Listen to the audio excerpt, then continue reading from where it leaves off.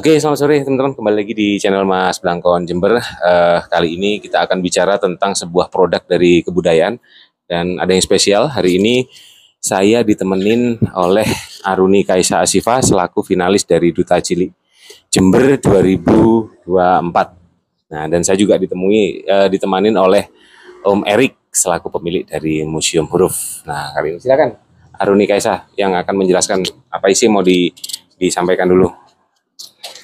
Oke teman-teman, kali ini aku sedang berada di Museum Huruf dan juga sedang bersama Om Erik selaku pemilik Museum Huruf.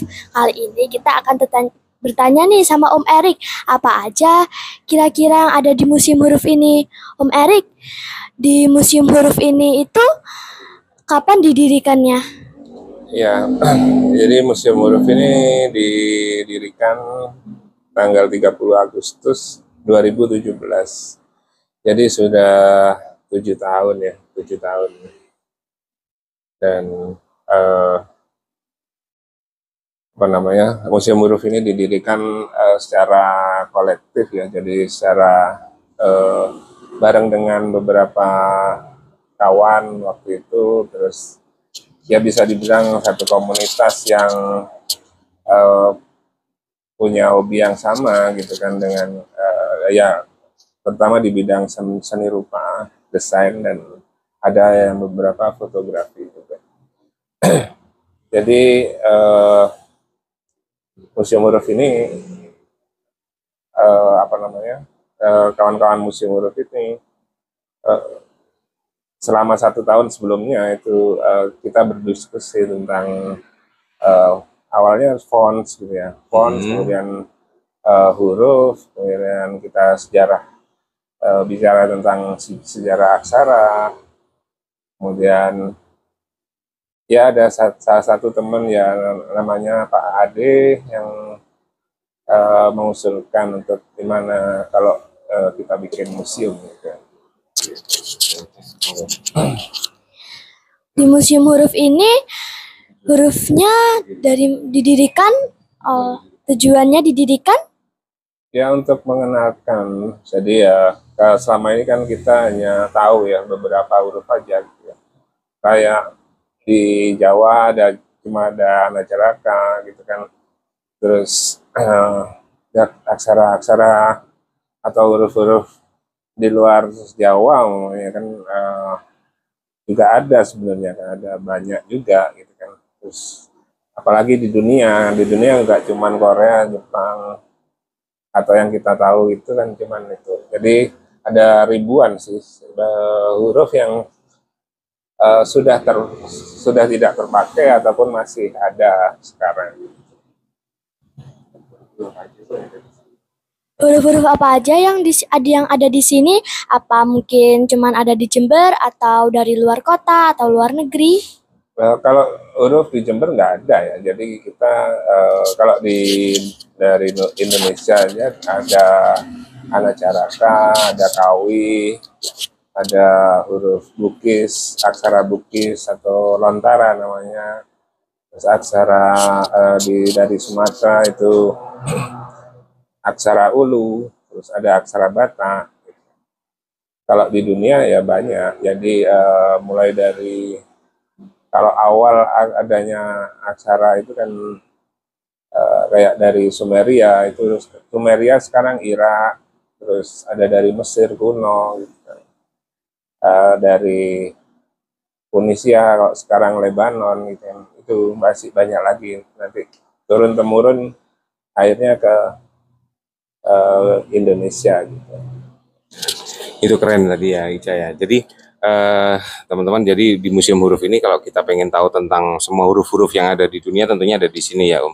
Nah, kalau kita lihat dari negara-negara besar itu kan kebanyakan mereka itu mau melestarikan ya, istilahnya kayak Jepang masih menggunakan huruf-huruf kanjinya ya Om ya.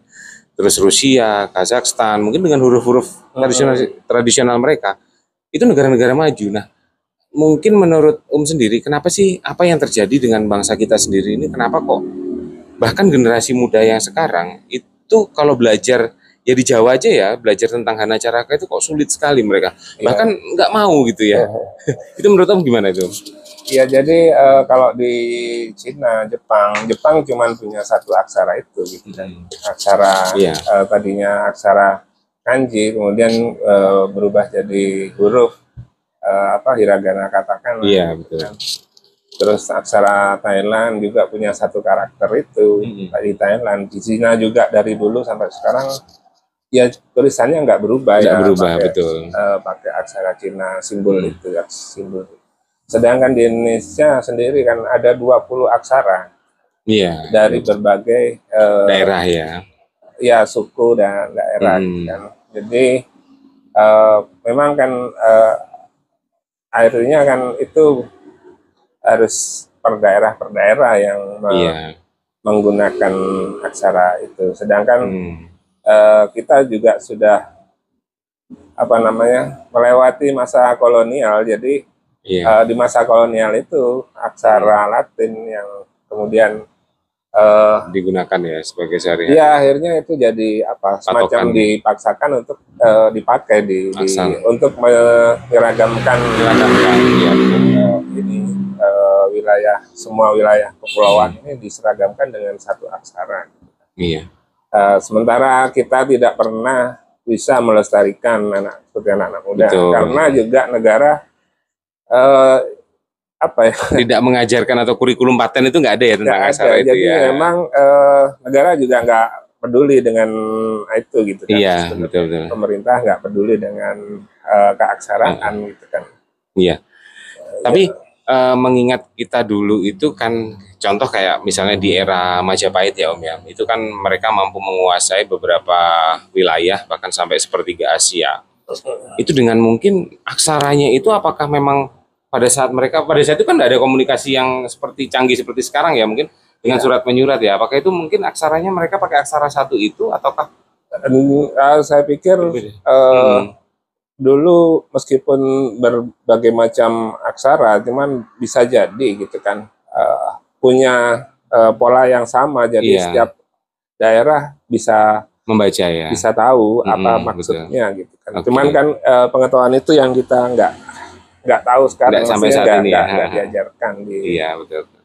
Jadi banyak pengetahuan lama yang sebenarnya bahkan kayak jadi di luar akal kita gitu kan. Iya. Jadi kita nggak tahu sebenarnya karena memang nggak diajarkan dan kita sedangkan kurikulum ini kan sebenarnya juga mengacu pada modern gitu kan. Jadi ya pengetahuan lama otomatis sudah digeser dengan pengetahuan modern. Iya. Nah, apa istilahnya ya Om ya? Kira-kira untuk bangsa saat ini, kalau menurut Om sendiri, penting nggak sih Om Erik untuk mempelajari aksara-aksara kita yang dulu itu? Ya penting karena itu teknologi kan sebenarnya. Iya. Jadi aksara itu sebenarnya teknologi. Itu berhubungan dengan cara berpikir kita sebenarnya. Iya. Itu berhubungan dengan psikologi ya. Kemudian itu intelektual kita juga harusnya dengan aksara-aksara lama intelektual kita nggak seperti sekarang gitu. Iya. Ya ini sebenarnya kemunduran sebenarnya. Iya, modern betul. sebenarnya adalah kemunduran, betul. Saya setuju untuk itu. Dan mungkin dulu juga bisa jadi bahkan teknologi sekarang yang orang menganggap bahwa zaman dulu itu primitif, menurut saya malah zaman dulu jauh lebih canggih. Ya. Dengan keterbatasan mereka yang seperti itu, tapi mereka mampu menghasilkan karya-karya yang luar biasa. Ya, maka dari itu mungkin negara-negara maju aja punya huruf yang dilestarikan sampai sekarang. Kenapa kita bangsa Indonesia kok nggak coba melestarikan itu gitu? Bahkan mungkin kayak misalnya di Jawa aja kita pakailah surat menyuratnya dengan huruf Jawa. Iya. Karena Jawa, Madura dan Bali rasanya hurufnya hampir sama ya Om ya. Hampir sama hurufnya. Jadi Ica juga harus tahu. Nah, terutama juga buat generasi itu kan kita mempelajari huruf itu kan menjadi sebuah jati diri ya Om. Iya. Jati diri bangsa kita ya Om. Nah, terutama buat generasi muda, apalagi yang sudah pernah menjadi finalis Duta Cilik, bukan hanya sekedar menjadi finalis, tetapi juga bisa memberikan sumbangsih kepada Jember ya. Nanti Ica juga bisa berkreasi melalui konten-kontennya, terutama di bidang ekonomi kreatif, kebudayaan, dan juga wisata. Jadi turut ikut serta membantu semampunya Ica melalui kreativitasnya Ica di media sosial. Karena saat ini untuk anak-anak era milenial sekarang ya cuman bisa, saat ini yang bisa mereka lakukan sumbangsinya ya di dunia maya atau di media sosial, seperti itu ya. Nah, oke teman-teman, kita akan coba dulu ya bersama dengan Kaisa, kita akan coba lihat di dalam seperti apa sih ya Om ya, bisa lihat tentang huruf-huruf yang ada di Museum Huruf ini. Dan jangan lupa buat teman-teman yang dari luar kota, kalau mampir ke Jember, mampir aja di Museum Huruf. Apa ada syaratnya Om kalau misalnya kita pengen lihat di sini? Enggak, cuman apa ya, enggak ada sih, cuma tiketing aja yang 5.000. Iya. Sebenarnya kita kayak seperti tiketing ya, tiketing ya. Sebenarnya kan tidak boleh mendahului foto di dalam museum itu. Sebenarnya ada larangan, cuman karena kalau untuk tugas atau apa kita boleh. Perluan konten. Kalau konten gini boleh ya. Boleh. Itu kenapa Om kok nggak boleh foto di dalam? Ya biasanya untuk selfie. Oh gitu. Bukan untuk melestarikan tapi hanya untuk sekedar pamer-pamer gitu. Oke teman-teman. Jadi buat teman-teman yang di luar pengen tahu seperti apa sih perjuangan Om Erik di dalam melestarikan huruf-huruf yang ada, baik ada di Nusantara ataupun di mancanegara. Yuk kita lihat di dalam ya bersama dengan Arni Kaisa Asifa. Yuk teman-teman, ikuti keseruan aku bersama ayahku ya.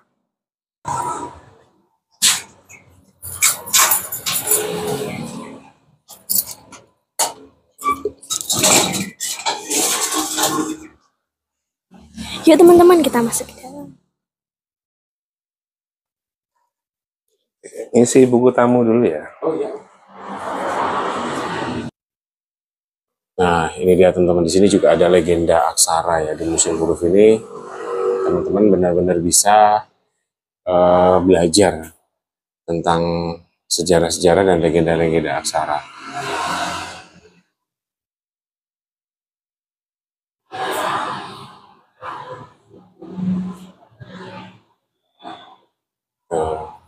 Oke. Sini Ica. Nah, ini mungkin bisa ditanya. Ya jadi mulai dari awal sejarah manusia ya, peradaban manusia. Jadi kalau di sejarah umum itu sejarah dunia itu diawali dari sini, dari namanya Sumeria. Sumeria itu sekarang di Irak, tempatnya itu Irak. Jadi di Sumeria ini ada sekitar 4.500 sampai 4.000 sebelum Masehi. Jadi diyakini bahwa ini peradaban awal sebelum ada peradaban lain, gitu kan. Cuman itu kan yang dipercaya sama sejarah umum gitu kan. Jadi tulisan di Sumeria ini namanya huruf paku, atau kalau secara internasional disebut uniform. Jadi medianya ini tanah liat. Jadi kenapa dibilang huruf paku, karena alat menulisnya itu ada runcing seperti paku gitu. Jadi tulisannya modelnya seperti ini ya. Kalau dulu sebelumnya kalau kepala itu seperti ini, kemudian berubah lagi sampai akhirnya terakhir tulisan Sumeria itu bentuknya seperti ini. Jadi ini belum huruf, namanya aksara simbol. Jadi belum kayak huruf kayak sekarang ABCD gitu, enggak. Dia ya ini kalau kepala simbolnya gini gitu kan. Yang punya arti sendiri nih ya. Iya, jadi bisa jadi ada ribuan karakter simbol yang dipakai di tulisan apa namanya ini Sumeria itu.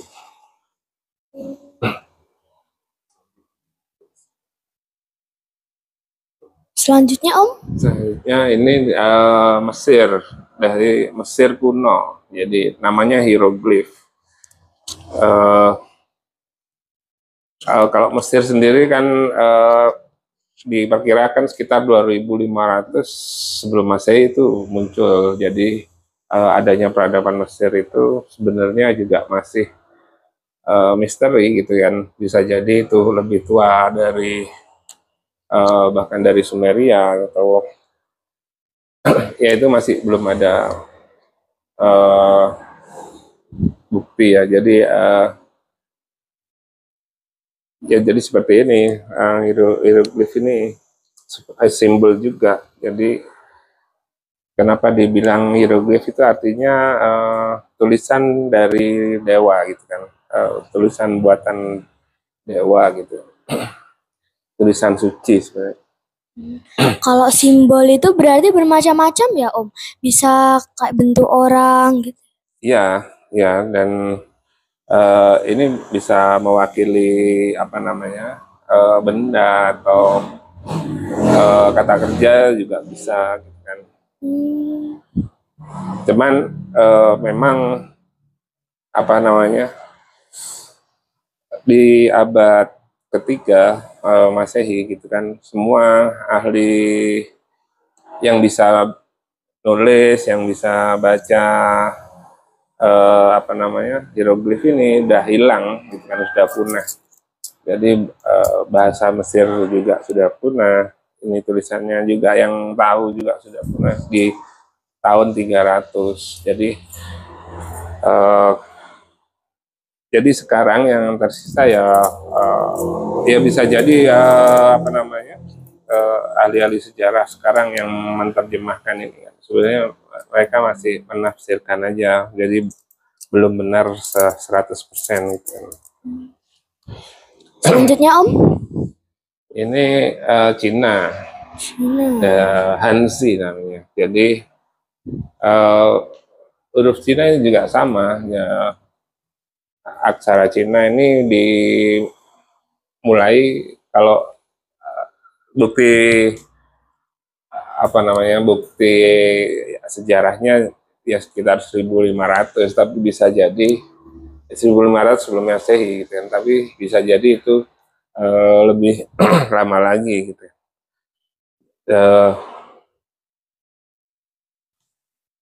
Dari dulu aksara Cina itu nggak berubah, ya berubah cuman nggak terlalu besar perubahannya ya. Jadi ada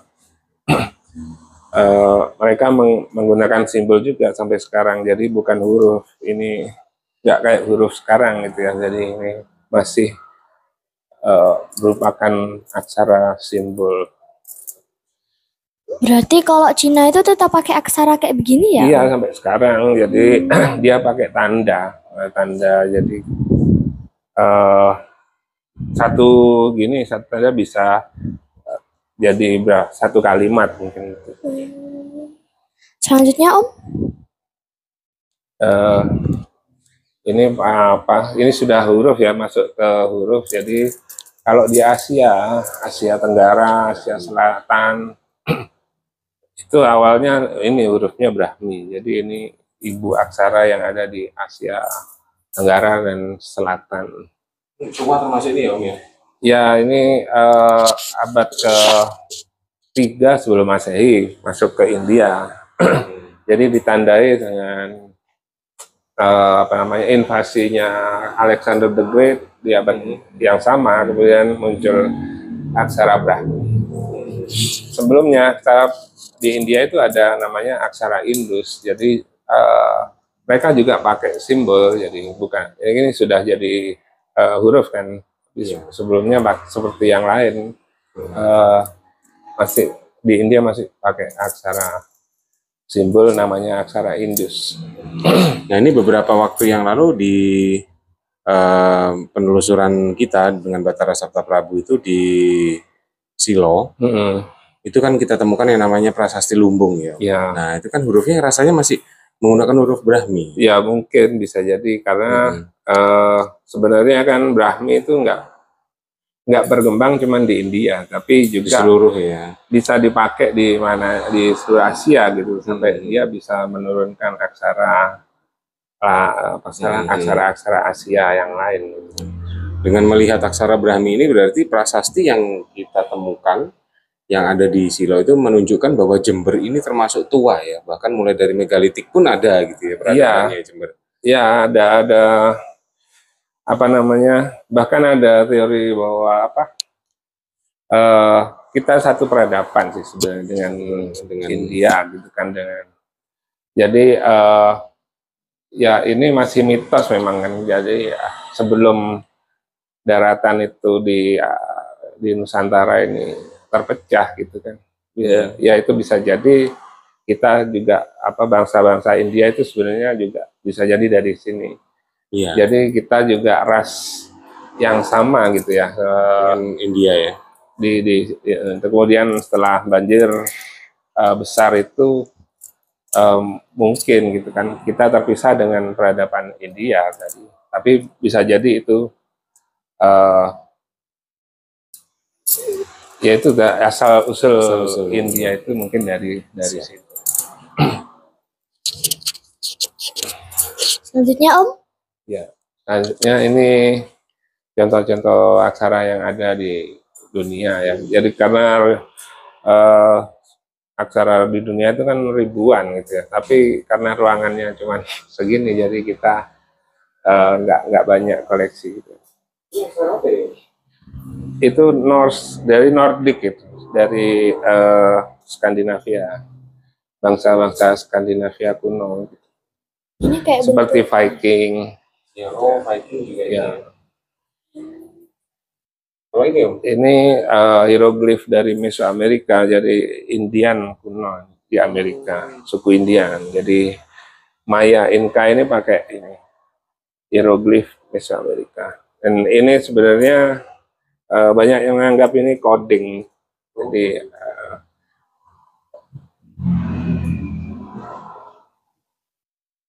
Jadi setiap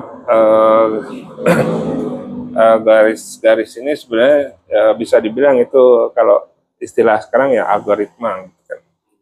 Dia punya algoritmanya sendiri. Selanjutnya Om. Selanjutnya ini ya ini contoh-contoh, ini aksara India sekarang modern ya. Dewanagari, terus ada katakana, ada Hangul, Kiril Rusia ini. Contoh-contoh aksara dari Nusantara ada? Ya ini kita masuk ke ini kita masuk ke periode aksara Nusantara. Jadi awalnya aksara di Nusantara ini ya abad ke-5 itu huruf Palawa gitu kan. Huruf Palawa ini kan dari India yang turunan dari Brahmi. Cuman memang Palawa ini mengawali tulisan huruf yang ada di Nusantara, tapi nggak berarti nggak ada tulisan sebelumnya gitu kan. Jadi bisa jadi ya itu ada aksara simbol yang berkembang di Nusantara, terutama di Jawa gitu.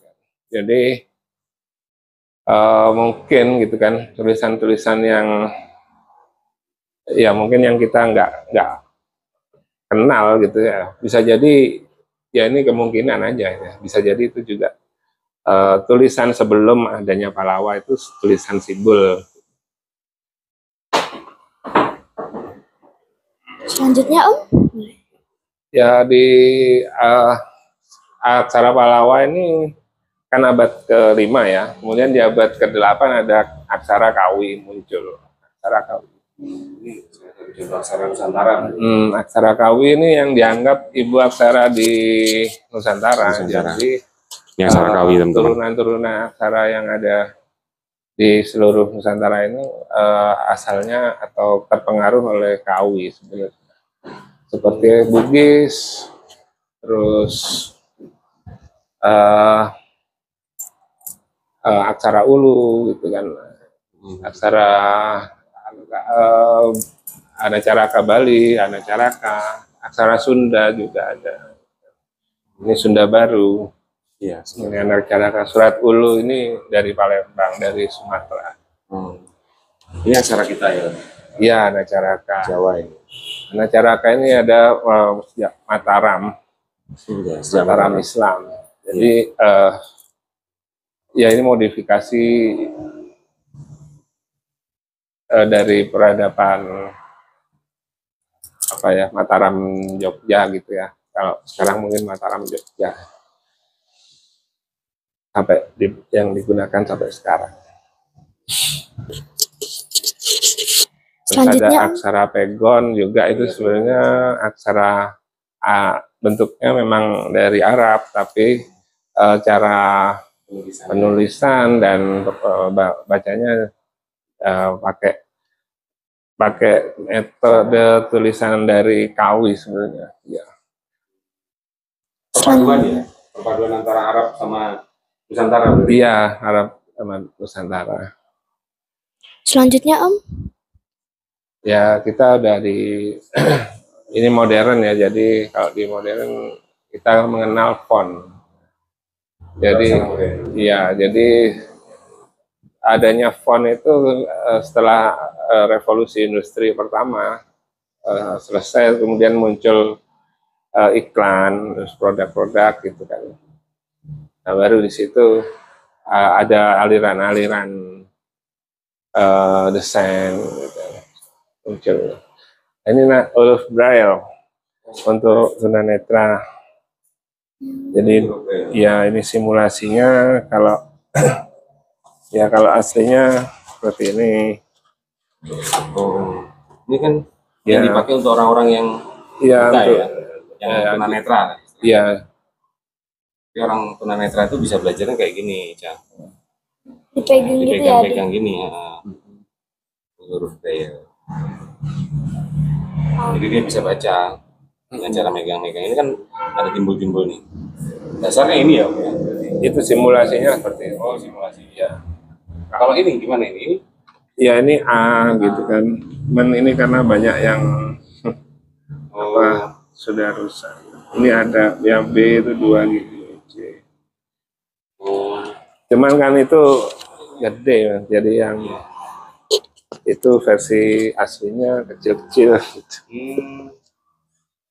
iya, jadi lebih mudah. Ini sampai Z berarti nih ya, Om ya? Iya, Oh, Z kosong gini Iya. berarti ya? nah ini peta aksara. Jadi semua huruf yang ada di dunia itu asalnya dari Mesir. Ibu aksaranya itu Mesir kuno, hieroglif. Kenapa hieroglif? Kenapa enggak bukan Sumeria gitu kan, bukan cuneiform gitu. Jadi ada dominasi gitu ya, apa maksudnya, ya ada konflik di Babylon waktu itu gitu. Ada ada Semit, orang-orang Semit Mesir yang menguasai Babylon atau mendominasi Babylon, kemudian mereka itu yang bikin huruf awal di Tunisia atau Lebanon. Jadi kemudian orang-orang bangsa Semit ini yang kemudian membawa atau menurunkan aksara-aksara, huruf-huruf itu di segala penjuru dunia, termasuk Nusantara. Jadi dimulainya adanya huruf pertama itu 1500 sebelum Masehi. Nah, Berarti Jember itu udah tua banget ya Om? sebenarnya ini nggak ada hubungannya, kalau aksara ya kita nggak ada hubungannya dengan Jember sih. Cuman memang Jember ini apa namanya, masyarakatnya mungkin juga memakai aksara-aksara itu. Jadi kayak Palawa itu ditemukan di Rambi Puji itu atau Gong gitu kan. Berarti artinya ya sudah ada sudah ada peradaban, sudah ada apa kota gitu waktu itu, sudah banyak orang. Ya banyak sih kalau sejarah Jember hubungannya dengan megalit juga ya, megalitik ya lebih. Ya, artinya kan dari megalit sampai klasik bisa jadi itu memang sudah ada peradaban.